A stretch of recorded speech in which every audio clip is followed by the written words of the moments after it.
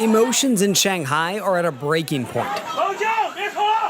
Chinese social media showing people shoulder to shoulder, pushing to get vegetables.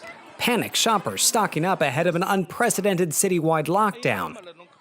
The plan is to shut Shanghai down in two phases. First, the eastern half from the Huangpu River, then the west. In all, some 25 million people confined to their homes. Already desperate stories emerging. This woman pleading for permission to leave her compound, saying that her husband needs his cancer treatment. This latest Omicron-fueled surge in cases is China's worst outbreak since Wuhan 2 years ago. And yet for some living in the country's international financial hub, Shanghai, this is unlike anything experienced here before. Videos circulating on social media show hundreds of COVID patients filling up crowded hospitals. So as to keep in line with President Xi Jinping's zero COVID policy, Shanghai has turned stadiums and exhibition centers into centralized makeshift hospitals. This video is from the Shanghai Expo Center, said to hold more than 6,000 patients. On Twitter, expat Emma Leaning chronicling her experience testing positive with mild symptoms, taken to the Expo Center, given just a bucket and rag to wash up every day.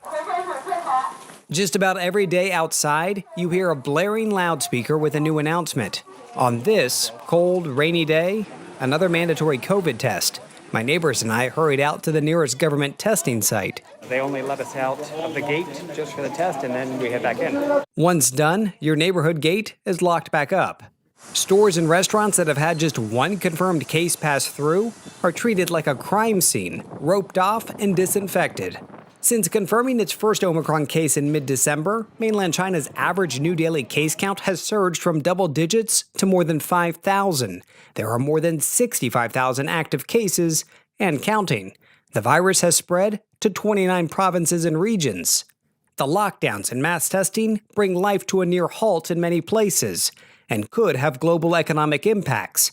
China's Jilin province, an industrial hub, along with the steel-making center Tangshan, locked down. China's Silicon Valley, Shenzhen, is only just reopening after putting 17 million residents under lockdown for a week. Back in Shanghai, this latest lockdown is forcing Tesla's Gigafactory to hit the brakes on production, and it's already caused Shanghai Disneyland to shut its gates. This bustling metropolis powering down. To the outside world, the scenes are apocalyptic. China once again trying to prove it can contain the invisible villain. David Culver, CNN, Shanghai.